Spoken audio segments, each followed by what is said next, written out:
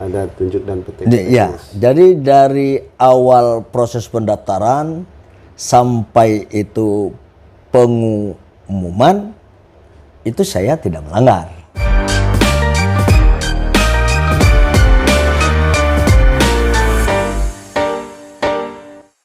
Pak Sugiono. Ya, betul. Nama lengkap Pak? Dr. Andes Haji Sugiono MPD. Ya. Dr. Andes Haji Sugiono MPD. MPD. Ya. Terima kasih. Selamat datang di studio Bincang Kita nih Pak. Selamat datang, selamat datang. Ya. Jadi sengaja mengundang ini Pak Sugiono. Ya, tentunya hal ini menjadi bahan evaluasi atau koreksi kita, atau mungkin bagian dari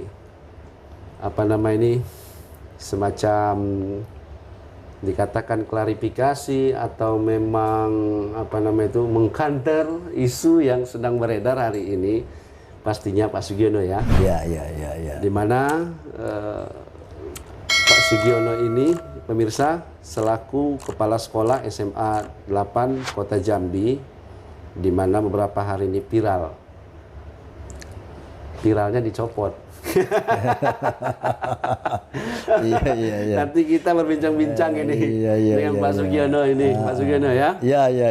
Jadi teman-teman, viralnya dicopot mungkin oleh karena ada hal-hal yang mungkin terjadi di SMA 8, tapi kita belum tahu pasti apa sebabnya dicopot, ya kan? Tapi selentingan persoalan siswa, 120 siswa yang dikategorikan terlantar yang tidak mempunyai dapodik di Dinas Pendidikan Provinsi Jambi. Ya. Seperti itu yang kita terima di berbagai media dan cerita di masyarakat ini Pak Sugiono ya. Iya, benar. Alhamdulillah beliau hadir ini, kita coba bincang santai di studio Pak untuk menyikapi ini ya Pak ya. Iya, betul. Alhamdulillah ya. Baik Pak Sugiono, ingin tahu aja nih Pak. Iya. Benar ini dicopot Pak? Betul, memang dicopot. Iya. Itu memang hak prerogatif atasan saya. Hak prerogatif atasan saya. Iya. Baik.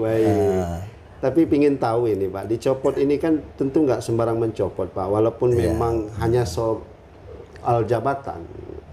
Tapi hari ini juga kan mempengaruhi yang namanya elektabilitas kita seorang kepala sekolah yang mempunyai dedikasi, menjadi panutan, kan begitu Pak ya? Betul.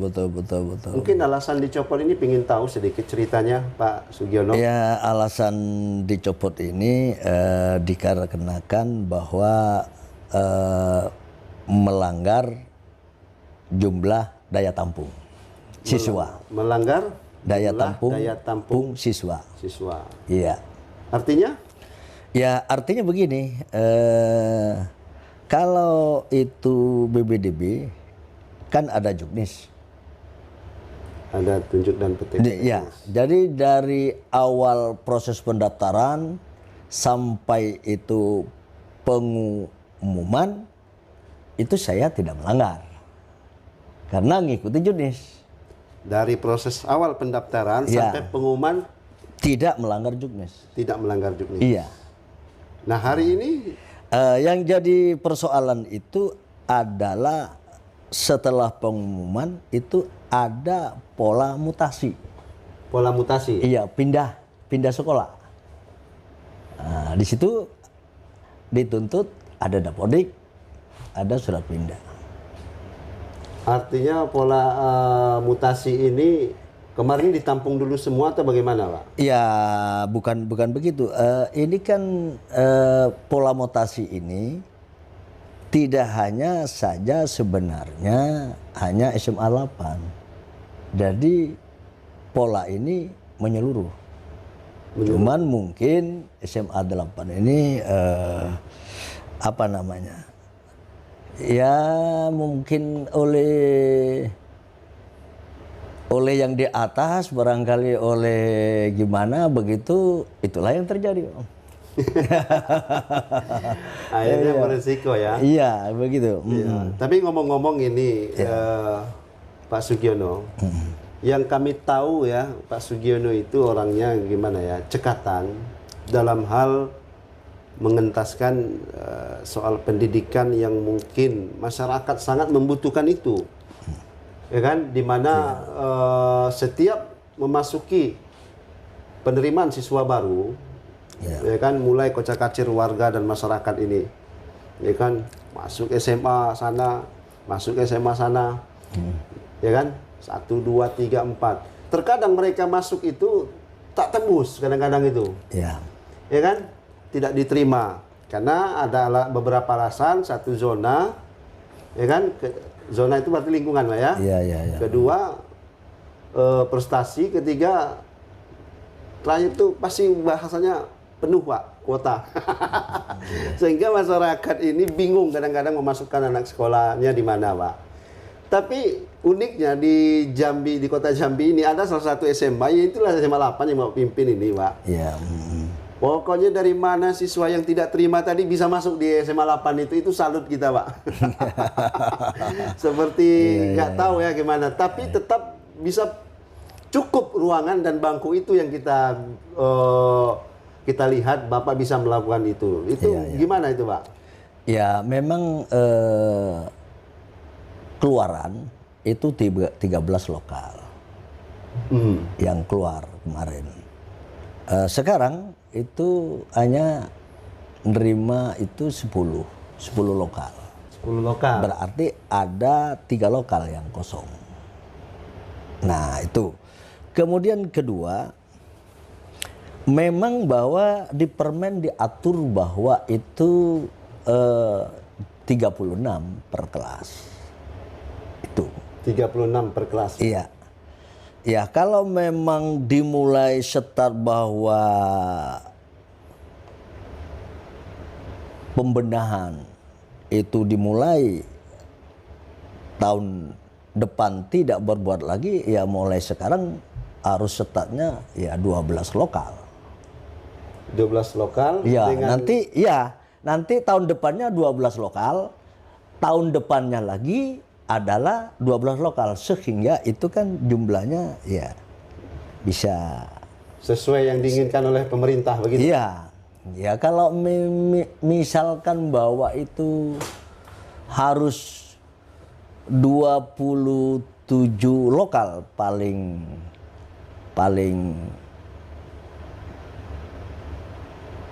jumlahnya itu adalah 27, maka tinggal kita lihat 12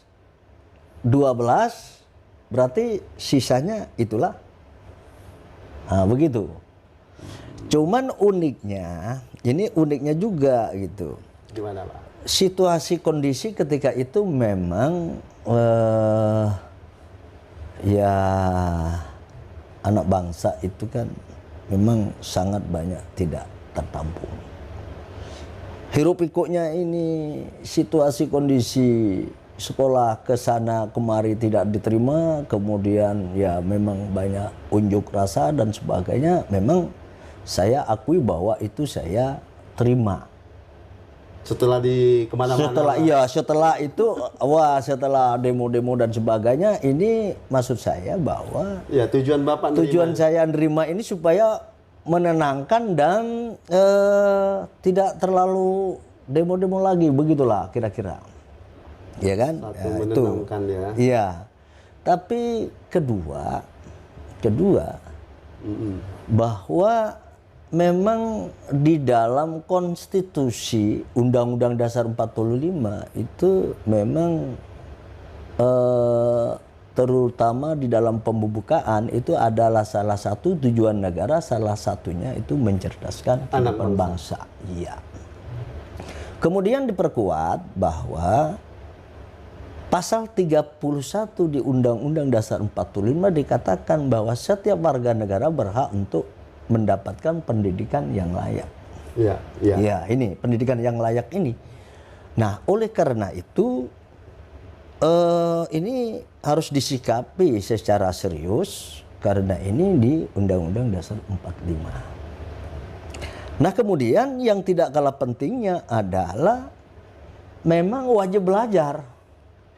Ini adalah wajib belajar. Perintah konstitusi. Iya. Cuman persoalannya yang jadi menarik ini diatur di dalam permen.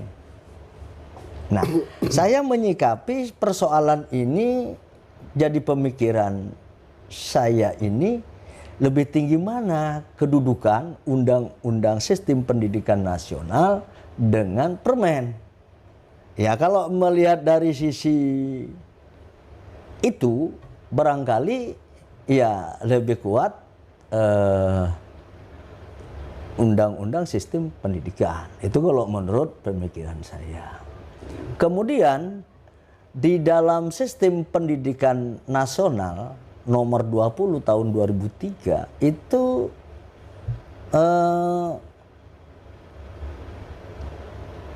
tertera adanya school based management, manajemen berbasis sekolah. Jadi disitulah bahwa di MBS itu ada keleluasaan untuk mengembangkan sekolah, mutu sekolah dan sebagainya itu, sehingga saya berpatokan pada itu. Berpatokan pada itu. Ya. Terlepas dari patokan itu, ya, kalau di ujungnya barangkali jumlahnya adalah lebih dari jumlah yang diatur di dalam permen atau juknis PPDB, memang saya lebih, saya akui itu. Tapi itu saya akui bahwa itu memang lebih. Tapi itu tadi, jadi ada agak kontroversial antara permen itu dengan sistem pendidikan nasional yang menyangkut tentang MBS. Iya. Artinya dasar kekuatan hukum Bapak melakukan itu, mengambil siswa yang 120 itu dasarnya apa ya? Hukum ya, saya, atau undang-undang? Ya, saya undang-undang. Undang-undang di dalam sistem pendidikan nasional. Kalau bicara undang-undang berarti nurani dong, Pak? Ya, ini innamal a'malu binniyat. Iya. Segala sesuatu dari niat, dalam kaitannya juga salah satunya ya melaksanakan amanah konstitusional. Itu dia pemirsa. Kenapa Pak Kepsek SMA 8 melakukan hal demikian? Walaupun memang keliru ini, Pak ya. Tetapi di sini Pak Kepsek tidak mau tinggal diam ketika suatu saat bahwasanya siswa ataupun anak-anak murid yang ingin belajar, ingin sekolah tidak terima lain rasanya, Pak ya. Ya. Ya. Makanya dengan melalui petunjuk undang-undang ya Bapak cepat respon sehingga diterima ya, Pak. Ya, benar. Hanya saja persoalannya ya, persoalan terdaftar di Dapodik. Ya, bukan itu, Pak? Ketika nanti mutasi berarti pindah. Ya. Iya kan? Persoalan sekarang ini sebenarnya kan tinggal menarik Dapodik sebenarnya. Tapi kan kalau Dapodiknya off, tidak on kan tidak bisa. Betul. Nah, itulah kendalanya sebenarnya. Tapi bahasanya Bapak tidak pernah melapor katanya. Bukan tidak melapor, tapi ketika rapat bahwa rapat di SMA 2 dengan PLT Kadis dan Kabid dan Korwas, memang itu ditanya berapa yang tersisa. Saya jawab 120. Bentar. Ini luar biasa pertanyaan itu dari Dinas Pendidikan. Iya. Artinya mereka tahu berarti ada sisa daripada jumlah kuota itu, Pak ya? Ya, ketika ditanya saya jawab itu. Ketika ditanya saya jawab itu. Iya. Berarti mereka juga tahu ya? Ya, soal itu menganggap tahu tidak tahu itu kan perspektif atasan saya. Ya, sehingga pertanyaan berapa sisa, berarti kan semacam ini, Pak ya, yang kita lihat hari ini. Ini dunia pendidikan memang luar biasa porak-poranda, Pak ya. Asal masuk dalam apa namanya tadi itu tuh penerimaan siswa baru mulai demo, mulai ini, mulai itu semuanya ya, Pak ya. Tapi hari ini kan kebijakan Kepsek itu kan sangat luar biasa, Pak. Kalau memang bisa bagaimana ya, bisa membawa masyarakat atau warga itu ingin sekolah, ini sudah sangat luar biasa sebenarnya, Pak. Memberikan kesempatan untuk belajar, menyiapkan bangku. Sebenarnya itu tidak dipermasalahkan sih. Asal masyarakat bisa bersekolah dan bisa belajar tentunya, Pak ya. Tapi tadi saya dengar ini unik berarti Pak. Ya. Di SMA 8 dinas terkait tahu dia berapa sisa Pak. Artinya walaupun tidak tahu jumlah, cuma pertanyaannya itu menarik. Ya. Artinya dia tahu kondisi itu Pak, Ya. sebenarnya ya. Ya. 120. Lalu apa Bapak jawab? Iya, saya jawab 120. Lalu? Ya setelah itu kan nggak dibahas lagi kan gitu. Cukup. Ya. Tapi kalau melihat kondisi real di lapangan menunjukkan bahwa memang ada kesenjangan antara SMP dengan SMA. Ya. Jumlah SMP itu 25. Ditambah dengan ya swasta dan sanawiyah. Ya kan? Nah, sementara di satu sisi SMA itu kan hanya 13. 13. Nah, kalau itu mengacu kepada undang-undang sistem pendidikan itu, maka sebenarnya ini ya harus tanggung jawab siapa, kan begitu. Ya itulah saya berani mengambil kebijakan dengan dasar saya pola mutasi itulah. Pola mutasi. Tapi kan bukan SMA 8 aja Pak yang terjadi Pak. Seperti yang Bapak bilang dari awal tadi. Iya memang itu. Dan kami tahu juga sebagian itu Pak. Ngapain kita harus tutup-tutupi Pak? Iya, ya artinya bahwa mutasi itu dilakukan tidak hanya SMA 8. Kan begitu Pak, ya pola mutasinya. Saya kira begitu Pak. Iya.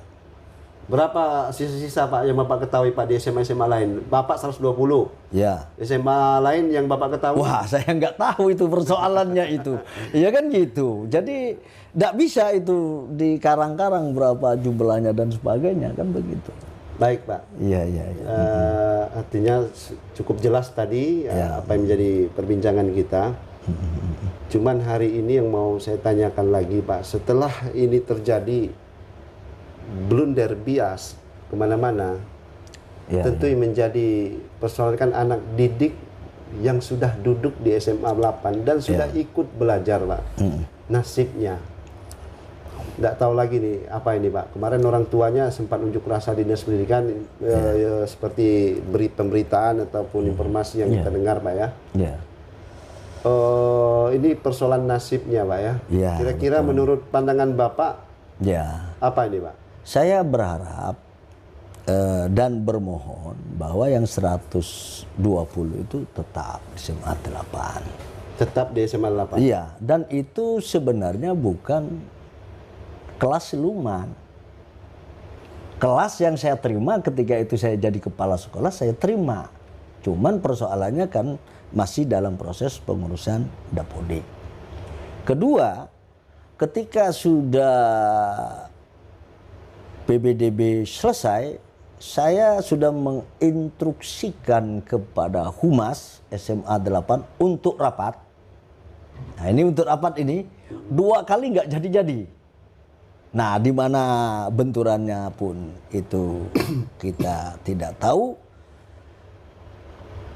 Ada wajarnya kalau guru-guru dan wakil itu nggak tahu karena rapat 2 kali nggak jadi. Rapat 2 kali nggak jadi. Jadi itulah barangkali kalau ada statement di luar saya khususnya itu mengatakan bahwa itu nggak tahu, wajar karena apa? Rapatnya nggak jadi. Nah gitu. Nah begitulah kira-kira. Baik. Baik Pak Sugiono. Iya. Sekarang sudah kemana-mana pemberitaan Bang ya, Pak Sugiono ya. Tadinya dicopot, terus siswa yang Bapak tampung 120 tidak mempunyai Dapodiknya. Saya mau tanya dikit Pak, ini sejujur-jujurnya ini. Iya. Yang keliru itu siapa sih sebenarnya Pak? Iya. Sebenarnya kalau bicara ideal, kalau adalah pendidikan itu tanggung jawab pemerintah, maka segala sesuatunya itu kan ya pemerintah, gitu loh. Tapi kondisi itu kan tidak sama Ya. antara daerah yang satu dengan daerah yang lain. Saya kira tidak sama. Ya. Yang membuat masalah sebenarnya itu adanya kesenjangan itu, tidak seimbang. Adanya kesenjangan ya. Iya, jadi idealnya pertama paling tidak setiap kecamatan harus ada sekolah. Kemudian kedua, tidak hanya satu kecamatan, kalau bisa juga 2 sekolah, karena potensi jumlah penduduk juga tidak sama. Ya. Inilah barangkali yang membuat barangkali kesenjangan itu terjadi. Saya kira itu. Lalu tindakan Bapak hari ini apa? Ya, tindakan saya berupaya untuk awalnya menyelesaikan persoalan ini, ya kan? Tapi ketika saya tarik itu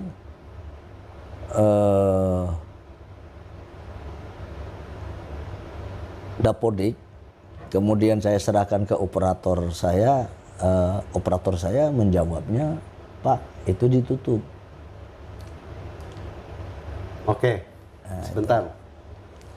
Sidaknya Dinas Pendidikan Kepala Dinas ya di Ferial. Iya. Ya kan? Bapak waktu itu kondisi dalam posisi keadaan apa itu, Pak? Ya, posisi saya dalam keadaan bekerja. Seperti biasa gitu ya? Ya, duduk saya. Tahu Bapak mereka datang? Saya nggak tahu. Tiba-tiba sidak gitu? Iya, betul. Terus apa yang disampaikan oleh? Setelah itu kita ya rapat para wakil, Ya. kemudian Korwas, Kabid, Ya. Kasih. Ya. Itu diselesaikan secepatnya. Itu maksudnya dari perintah atau apa itu, Pak? Iya, ya artinya bahwa persoalan 120 ini segera diselesaikan. Taunya Dinas Pendidikan 120 itu, oh ya mungkin pertemuan sebelumnya, Pak ya? Iya, mungkin. Iya, Yang ditanyakan oleh Bapak berapa jumlah Iya, itu? mungkin. Turunlah dia? Iya, turun. Penyampaian dinas terkait selaku kadisnya apa kemarin di situ? Ya, dia menginstruksikan segera cepat diselesaikan, dikasih waktu ya 2 minggu lah. 2 minggu ya? Iya. Akan tetapi setelah itu dipanggil lagi. Bentar. Artinya perintah kadis jatuhnya, Pak ya? Ya. Selesaikan 2 minggu soal 120 siswa ini bagaimana caranya Ya. terdaftar di Ya. Dapodik? Iya, betul. Ada Dapodik untuk ditarik. Gitu maksudnya ya? Iya, saya kira begitu. Karena suruh selesaikan. Suruh selesaikan ya? Iya.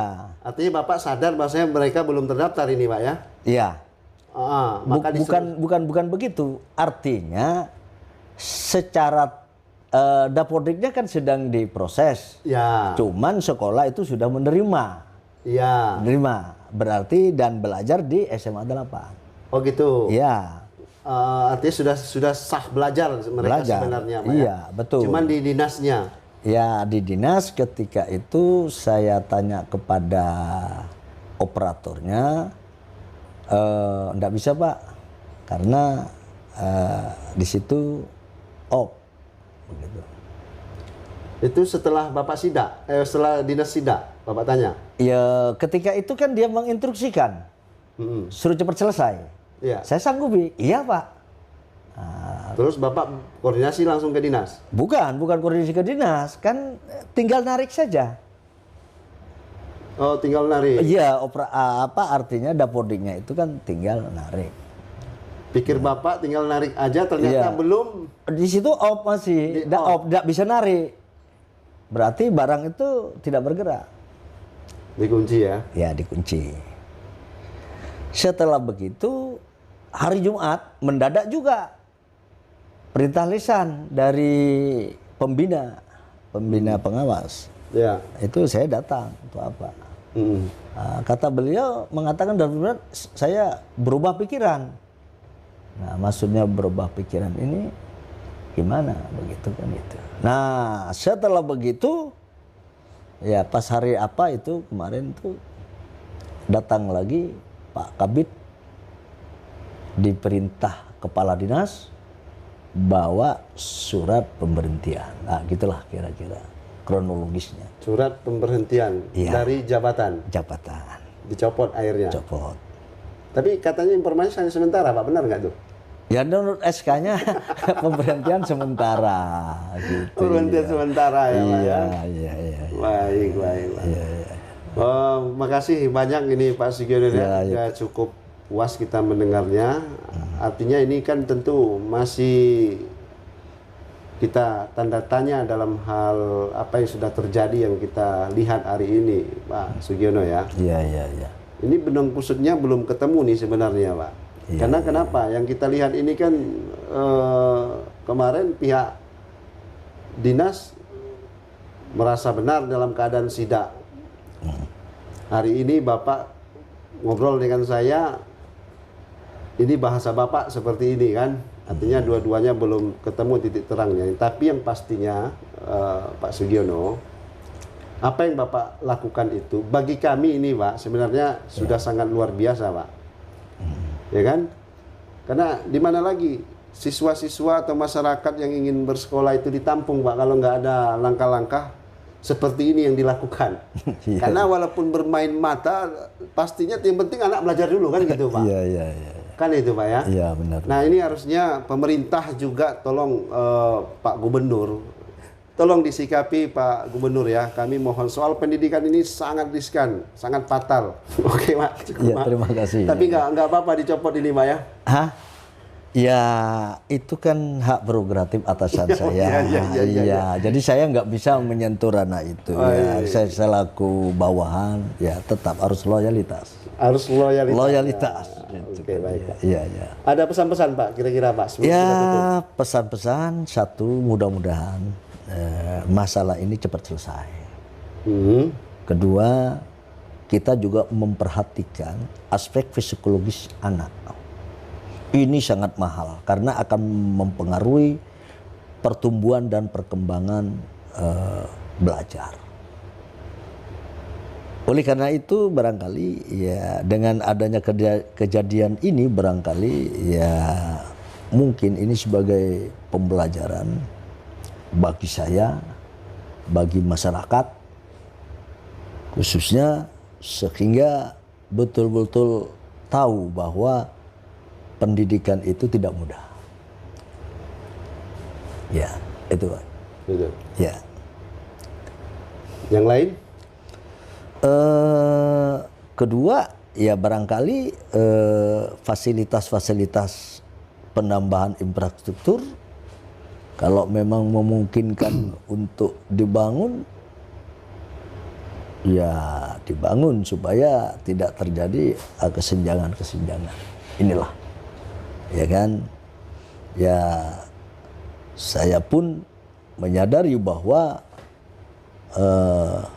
yang namanya pendidikan itu tidak mudah, apalagi mencerdaskan kehidupan bangsa itu tidak mudah sekali.